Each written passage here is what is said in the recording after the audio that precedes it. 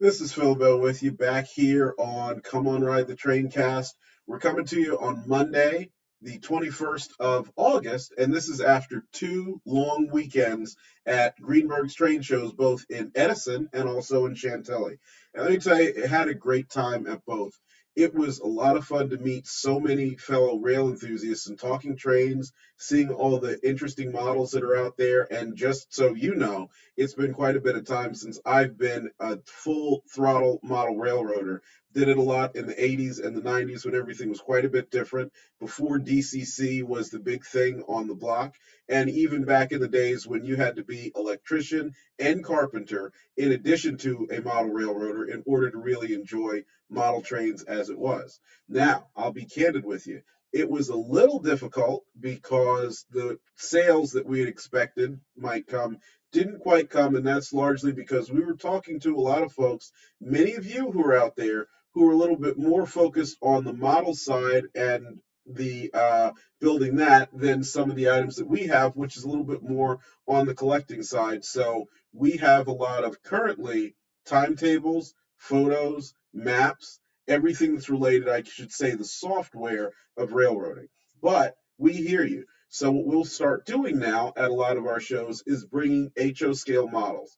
HO scale is the scale we know the best, but we will be following that with N and O and the rest so that we'll be able to offer you a full line of products, whether you are a model train collector, whether you are an enthusiast of real trains, I should say real trains, or whatever facet of the hobby you like, because in all things trains, what we really do believe in is all things trains. Now, on today's episode, I wanted to take some time and talk a little bit more about the software of railroading. And I call it that because obviously the most important part of railroading are the people, but the people have to understand where trains are going, the territory they're operating over, who they'll be carrying, and what they will be carrying. So all of those things go together. And the three basic pieces of this are public timetables. Public timetables showcase where passenger trains go, and they're also a very good marketing tool for the railroads because they help passengers understand that not only are they going to be able to take you from point A to point B, but that railroad also offers connections within those locations where they're going. So never has that been more important than when you take a train from somewhere like a big city, say New York City, to a smaller community such as Columbia, South Carolina. And when you get off that train, and many of you know this, you stand there for a second and say, well, wait a second, where am I supposed to go now? Well, that's when you want your connections to a rental car. That's when you want your hotel. That's when you want to find out where that office is, where you're supposed to have your meeting, all of these things. And railroads are very good at using the public timetable to advertise that connectivity. So that's why that's important. It's not only a tool of understanding when the train can get you there, but also what you can do when you leave the train. The second piece is the employee timetable. Now, despite its name, very little of the employee timetable actually tells you the times that trains are running. In older days, that was common, but later on, those were moved to what's called employee schedules. The employee timetable mainly tells you about the different facets of the route that trains will be operating over. So, for example, I live on the Baltimore division of CSX Transportation. And that includes lines that go as far west as the Pittsburgh area, as far south as Richmond, and going up as far north into the New Jersey area. So anybody who is an employee operating on the Baltimore division needs an employee timetable so they understand the different routes there, some of which they're qualified on, other of which they're not, but at least to know where they'll be operating, speed restrictions, other rules of the road. Now, the final piece of what we will look at today are maps. Now, maps are always everybody's favorite because they're really cool. You get to look at them and say, oh, these lines are really neat looking going to, let's say, Cleveland, Cincinnati, Los Angeles, and whatnot. But today we're actually going to take a look at a zone track spot or ZTS map, sometimes abbreviated ZITS. ZITS maps matter because this shows railroad crews exactly where to leave cars for the different customers. And it also tells you the different customers that the railroads serve. Customers are critically important because without them, there is no reason to have the railroad. And unfortunately for many of us, that's one of the biggest sticking points, since a lot of times, especially in recent years, we have trains and access to serve customers, but we don't have any customers to serve. So we'll get into that a little bit later. So, first of all, let's take you back to April 29th, 1951, with the Grand Trunk Railway and the Canadian National. Now, the Canadian National and Grand Trunk today, when we look at them, we just see this really integrated system and we see very little of the Grand Trunk. The Grand Trunk itself is actually one of the most important parts of Canadian National, even now, because as a corporation, it holds a lot of CN's U.S. rail holdings, including the Illinois Central and the Wisconsin Central. And I do believe, and don't 100% quote me on this, but I do believe it's the indirect parent company for the Duluth, Mesabi, and Iron Range, as well as the Bessemer and Lake Erie, two companies that still exist within CN's corporate structure. Now, the Grand Trunk in the old days was a very ambitious plan that would have linked the eastern United States with western portions of Canada, and it ultimately served the Midwest, I should say northern Ontario, and served as the core of what would become the Canadian National after Grand Trunk went bankrupt and also the Canadian Northern, and they were ultimately nationalized by the Canadian government. That's also how we got interesting railroads in the eastern U.S., like the Central Vermont, and also the old Grand Trunk, not Grand Trunk Western, but the old Grand Trunk that served New England. And then, of course, the much better known Grand Trunk Western that served Michigan, Wisconsin, Illinois, your Midwestern states, and its subsidiary, the Duluth, Winnipeg, and Pacific, which pretty much went to exactly where its name said. But this system timetable shows trains for the Grand Trunk and the Canadian National as of 1951. Looking into it, I actually want to start on the back. This is an advertisement for the Continental Limited, which was the Canadian National's main passenger train between Eastern Canada, Montreal, and Western Canada, Vancouver, before the introduction of the streamlined supercontinental. You must remember that Canada's trains came a little bit later, Canada's streamlined trains came a little bit later than what we had here in the United States. So in the early 1950s, as we were seeing more streamlined trains being introduced and expanded, Canada was just getting to that. And later on in the 1950s, you would see the construction of not only the CN streamlined fleet, but also of the Canadian Pacific's famous fleet, which was used on the Canadian. And we'll talk about that at another time.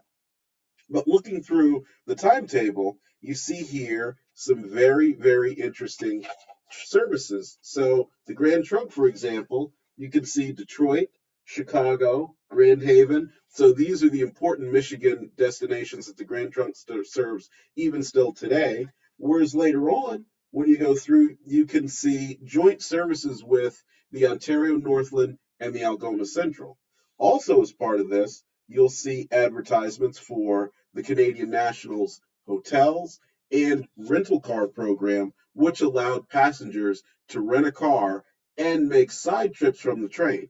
Now, for us these days, that's a little bit uh, surprising because now we think, look, I'm going to get off the train, I'll call an Uber, I'll get to where you want to go.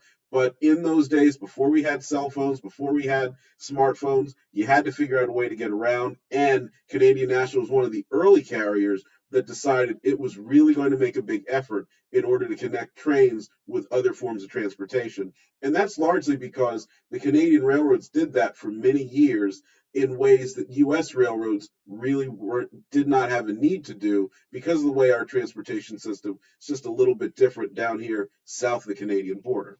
Now, moving on, we have this CSX Transportation Northeast Region Albany Division timetable number 3 from 2022. 2002. I'm almost dating myself here. So that's actually the second employee timetable that I've ever received. I was on Amtrak's train 147, which ran from Boston to Washington. It's headed back home for Christmas break when I was a student at Boston University, and the conductor realized I was a rail enthusiast, so he gave me the timetable and said, "Look, it's yours." Had it ever since then, and it's actually one of the favorite parts of my collection because it is so good at showing you, in a way that CSX probably does better than any other railroad, what the line looks like.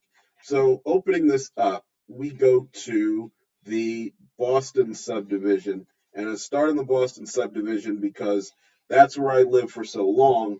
And actually, if you can see this, I'm not sure if the light will let you over here, but CP4, which is in Allston, Massachusetts, just part of Boston, near Harvard Business School, but also the western edge of Boston University. Lived there for several years, right near what was then the Beacon Park Yard. So watch trains come in and out. And I took this timetable as my railroad Bible when I was going out rail fanning, but also when I was riding the train to understand where we were. And when you look at this, you will see things such as the orders that are given for operating along the Massachusetts Turnpike. The railroad in that area, the Boston subdivision, follows the Massachusetts Turnpike because in 1966, the Commonwealth purchased the line, which was then owned by the New York Central, and it went from being 8 tracks at one point, 4 tracks at others, down to 2 tracks that were controlled by centralized traffic control, the same centralized traffic control that's used to control trains today, and they built the railroad a separate right of way while they took the rest of it for the Mass Pike.